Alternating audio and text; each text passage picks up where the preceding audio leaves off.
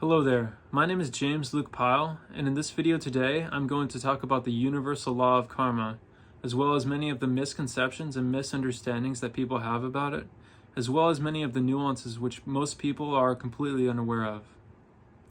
So let's begin. What exactly is the universal law of karma? According to ancient Vedic Sanskrit literature, karma literally means action. This meaning encompasses all physical, mental, and spiritual actions. Each action has a corresponding result which manifests in the present life or future lives. Now, one particular thing which you may notice here is that the term karma is defined as being one specific action which has an equal and opposite reaction. Where else do we find this same teaching about the nature of reality? We find it in modern science. According to Sir Isaac Newton, when one body exerts force on another body, the second body exerts an equal and opposite reaction. That is one particular theme which I wish to play upon throughout the entirety of this video. According to ancient Vedic culture and wisdom, science and spirituality are ultimately, on a macrocosmic level, two sides of the same coin. Now let's break down the ancient Vedic teachings of the law of karma in more detail. Different ancient Vedic teachers, such as Sri Adi Shankaracharya, taught that karma operates in exactly the same principle of causality, that as you sow, so shall you reap. Adi Shankaracharya, for those of you who may be unaware of who he is considered to be Hinduism's greatest and most powerful philosopher and master of non-duality. According to Adi Shankaracharya, karma is categorized into three different types. First, there is sanchita karma, which is the accumulated karmic impressions which last from previous lifetimes. Second, there is prarabdha karma, which is the portion of sanchita karma that is ripe and manifests as present life experiences. Third, there is agami karma, which is the portion of karma being created in this present lifetime and will manifest as future fruits or punishment. According to Sri Adi Shankaracharya, while karma governs our worldly existence, which is considered to be samsara, liberation is achieved through self-realization by transcending the cycle of karma altogether.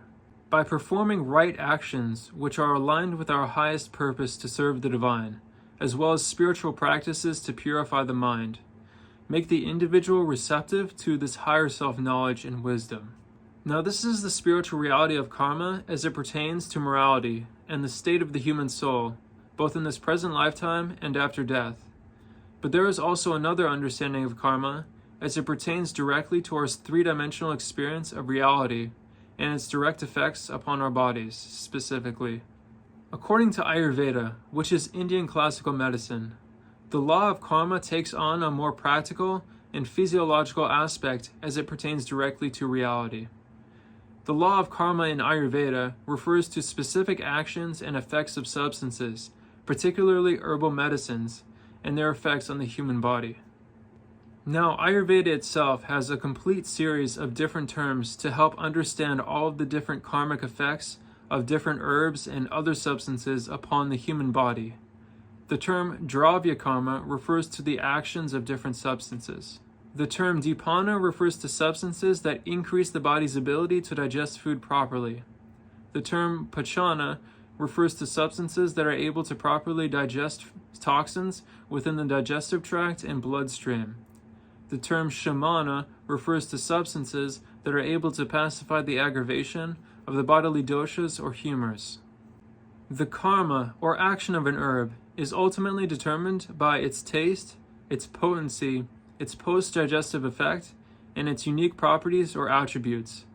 A perfect example of this is ashwagandha, which is referred to as a balya karma, which means it has a strengthening action upon the body, and is also able to pacify the vata and kapha doshas. Both of these philosophical and medicinal interpretations of the law of karma intersect on their emphasis on cause and effect. In Vedic philosophy, karma is referred to as the cause and effect of actions influencing one's spiritual life. In Ayurveda, karma is referred to as the cause and effect of different substances and their physiological and psychological impact on human health. Here is an illustration. Consuming coriander seeds for their cooling potency reflects an intentional, conscious action aligned with the principle of self-care and dharma. Coriander seeds have a cooling potency upon the physical body and also have the ability to reduce and clear toxins from the intestinal tract by reducing pitta dosha and aiding digestion. What fascinates me the most about the law of karma is that, according to the ancient mystics of India, this law directly coincides with Newton's third law of motion, which was discovered only thousands of years later. And the law of karma does not just directly apply to the interaction of physical objects with one another, but it applies to the human soul and its moral righteousness, and the effects and consequences of such. Now that I have explained the different types of understanding of karma according to ancient Vedic culture, let's now move on to more modern-day examples of the law of karma. That is precisely why I'm so interested in teaching this topic of the law of karma here on my YouTube channel, is because there are very real and modern applications of the law of karma on everyday life as we know it. Now, let's talk about one of the biggest contributors to pollution in our modern world today. That is, plastic water bottles. Plastic water bottles are not only terrible for our planet, but they are also really bad for our health as well. And as I will explain, what exactly their karmic effect is and why they should be entirely avoided. The reality of consuming plastic water bottles is that they have an equally as bad effect on our health as they do upon our natural environment, as I will further explain. Consuming water from plastic bottles exposes us to chemicals such as bisphenol A and phthalates. These chemicals are endocrine disruptors, which means they can disrupt hormone function, and therefore cause issues such as hormonal imbalance, fertility problems, and child development issues. In addition to all of that, these microplastics from bottles can accumulate in the human body, thus potentially causing inflammation, oxidative stress, and long-term health risks. Over time, the accumulation of microplastics can contribute to chronic conditions such as metabolic disorders and even certain cancers. Now, as for plastic water bottles' impact on our environment, plastic water bottles are extremely harmful to our environment due to their non-biodegradable nature, taking hundreds and thousands of years to decompose.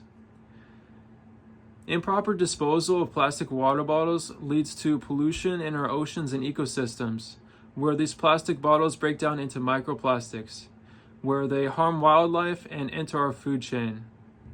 Their production requires large amounts of fossil fuels, contributing to greenhouse gases and climate change. Additionally, the recycling rate of plastic bottles is very low, which leads to overfilling in landfills and further environmental degradation. Now, as you can clearly see, plastic water bottles have an equally negative effect upon human health as they do on our environment. But if this is the case, why do we still continue to use and produce plastic water bottles?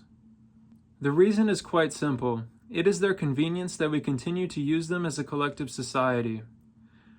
The convenience of plastic bottles is exactly their karmic weight which we put upon ourselves as a collective society. Instead of consuming water the right way, directly from Mother Nature and consumed and stored in vessels made of natural materials. Plastic water bottles offer us a quick and easy fix to our thirst and hydration, which really comes with a huge cost, and over time, through accumulated use, actually does more harm to our bodies than good. It is the karmic consequence we pay as a collective society for deciding to outsource our basic human needs to a quick and easy fix. Through our own ingenuity and use of the physical material environment, we have engineered an environment where we bring destruction upon ourselves through our own love and indulgence in convenience. Our health and our environment is a direct karmic consequence we pay as a collective society for our actions. This is exactly why the law of karma is so incredibly relevant, because through this understanding we can see that our actions both on the physical and on the spiritual level are intercorrelated to one another, and that each of them actually revolves around the other. Let me give you an example. Take the CEOs and investors of large franchises and corporations, like the fast food franchises or even the plastic water bottle corporations.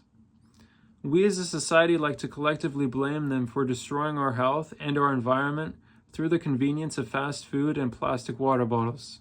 However, what many people miss is that we, as a collective society, all together pay for the karmic consequence of fast food and plastic water bottles, both on our health and our environment. It is not just the leaders of these organizations who are the problem, although they do bear the biggest burden.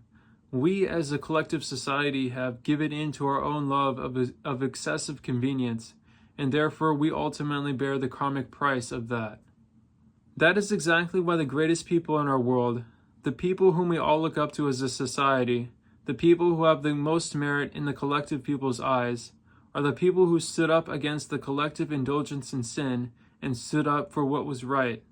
Now, for our heroes, our great leaders of society, there is oftentimes a positive karmic consequence which unfolds due to their heroism. The magnitude of the positive karmic consequence which unfolds is often directly proportional to the magnitude of their heroism, in addition to their ability to become strong leaders within society. This is once again another instance where Newton's third law of motion, for every action there is an equal and opposite reaction, comes into effect, which we can directly see on the material plane. It is oftentimes that where there is a little amount of heroism, there is a little amount of external change, and where there is great and extraordinary amounts of heroism, there is oftentimes great and extraordinary amounts of change that follows. And this is another fundamental property of the law of karma as well, is that one single person or small group of people cannot alone pay for the ultimate destruction of humanity. Humanity itself pays for its own destruction. It is not one single person or group that is the problem, but it is rather humanity collectively as a whole that contributes to its own destruction. This is yet another law of the universe which I will explain in greater detail in a separate video. This is the universal law of systems theory. This law essentially states that a system as a whole is greater than the sum of its parts, and that the components of the system cannot function independently of the whole.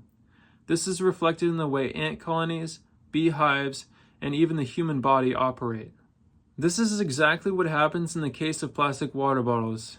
We collectively, as a whole, all bear the karmic consequences for deciding that convenience is greater than our own health and the state of our environment, and for which, I have already said, we bear an equal and opposite consequence for our own actions. That essentially wraps it up for this video. This will be part 1 of a multi-part series that I plan to do on this topic on my channel, so stay tuned for more. Anyways, please like, comment, and subscribe, and please stay tuned for more. Thank you.